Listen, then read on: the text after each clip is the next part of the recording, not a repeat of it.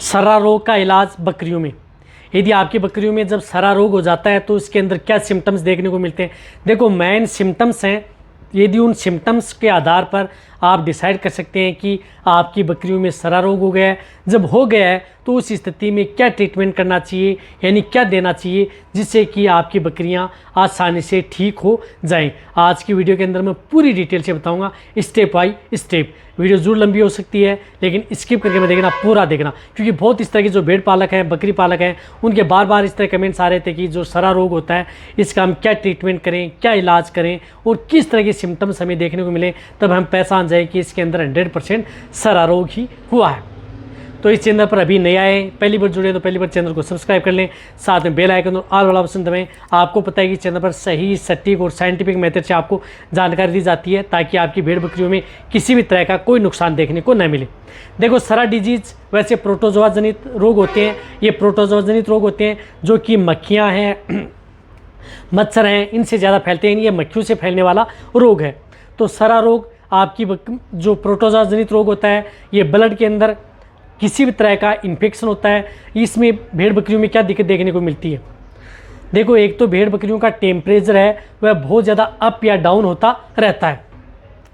कई बार भेड़ बकरियों का तापमान आपको 106 डिग्री 160 डिग्री फ़ारेनहाइट हो गया और जो उस स्थिति में आपने उसको इंजेक्शन लगा लिए टेम्परेचर तोड़ने वाले, तो उस स्थिति में डायरेक्ट उसका कम हो जाता है, फिर 1 से 2 दिन बाद में वापस बढ़ जाता है। कहने का मतलब है कि यदि आपकी बकरियों की बुखार नहीं टूट रही है, टेम्परेचर अप डाउन हो रहा है, उस स्थिति में ये देखना चाहिए कि आपकी बकरियों में सरा रोग हो गया है, प्रोटोजोआ जनित रोग हो गया है।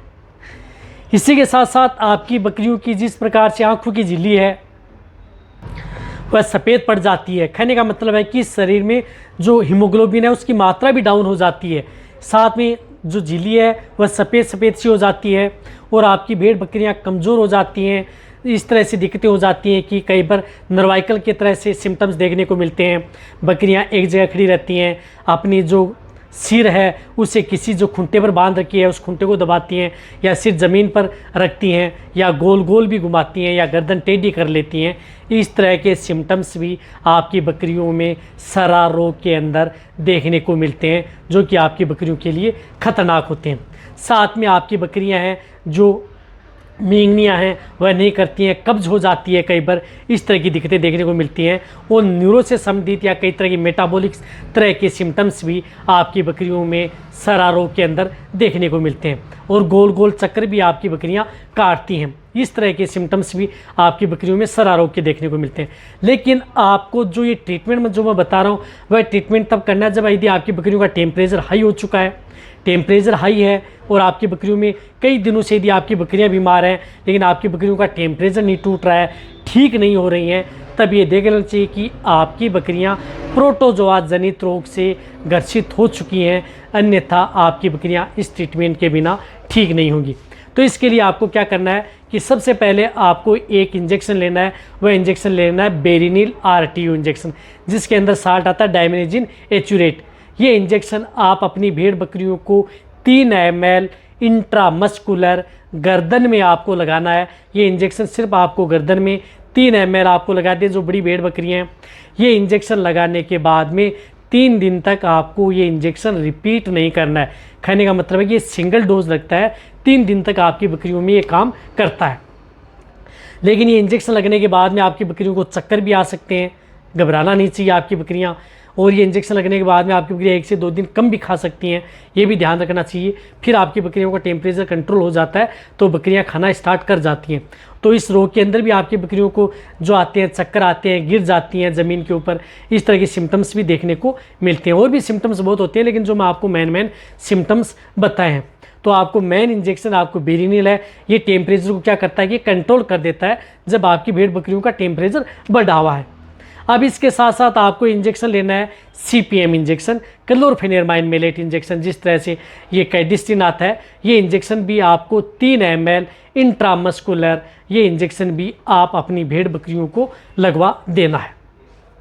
साथ साथ में आप अपनी भेड़ बकरियों को एक मल्टीविटामिन इंजेक्शन, साथ में मल्टीविटामिन इंजेक्शन लगाएं, जिसके अंदर विटामिन बी कॉम्प्लेक्स है, vitamin B1, B2, B6, B12 है, सभी विटामिन का समूह है। जिस प्रकार से आईविट प्लस भी लगा सकते हैं, जिसके अंदर विटामिन का समूह आता है। अदर भी विटामिन बी के बहुत इस तरह के इंजेक्शन आते हैं, उन इंजेक्शनों का भी आप उपयोग कर सकते हैं। तो वह इंजेक्शन भी आपको 3 ml इंट्रामस्कुलर मल्टीविटामिन इंजेक्शन भी उपयोग कर सकते हैं। इसी के साथ साथ इसके अंदर आपको जिस प्रकार से टेबलेट न्यूरोकाइन प्लस, जो न्यूरोकाइन प्लस इंजेक्शन आता है, वह इंजेक्शन भी आप ले सकते हैं। वह इंजेक्शन भी आप 2 ml इंट्रामस्कुलर आप अपनी भेड़ बकरियों में उस इंजेक्शन का भी उपयोग कर सकते हैं। आपको अच्छा रिजल्ट लेना है तो बहुत अच्छा रिजल्ट आपकी भेड़ बकरियों में देता है न्यूरोकाइन प्लस भी इस तरह के केस के अंदर।